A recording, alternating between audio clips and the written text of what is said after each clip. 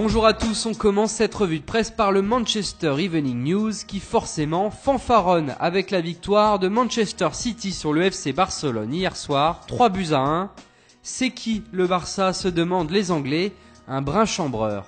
Et la défaite passe visiblement mal du côté espagnol puisque Lionel Messi, après le match, dans le couloir menant au vestiaire, se serait emporté. Selon les médias espagnols, la Pulga se serait fait insulter par plusieurs joueurs anglais et aurait répondu à l'un d'eux « Idiot, va, montre ton visage, viens ici, ne te cache pas ». Son compatriote argentin Sergio Agüero serait intervenu pour calmer les esprits, mais le mal était fait, Messi était en colère. La star du Barça est même revenue vers le vestiaire de Manchester pour demander des explications aux Anglais.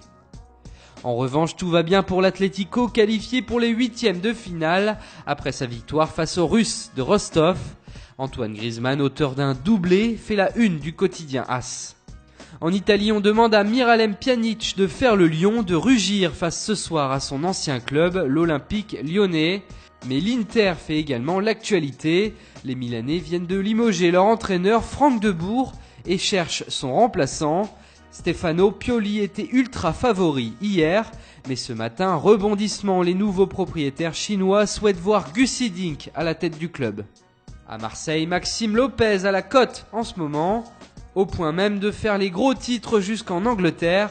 Crystal Palace voudrait en janvier se faire prêter le jeune wonderkid de l'OM, mais Arsenal et Liverpool suivent également le milieu de 18 ans puisque selon le Daily Star, les scouts des clubs anglais seraient partis observer Lopez sur la Canebière. Et on termine par cette une du Canard enchaîné concernant François Hollande et les droits télé en Ligue 1. Après la révélation d'un coup de fil du président à l'émir du Qatar, la Ligue française de football s'apprête à saisir la justice. Sa perte sur les droits télé est estimée à plus de 100 millions d'euros.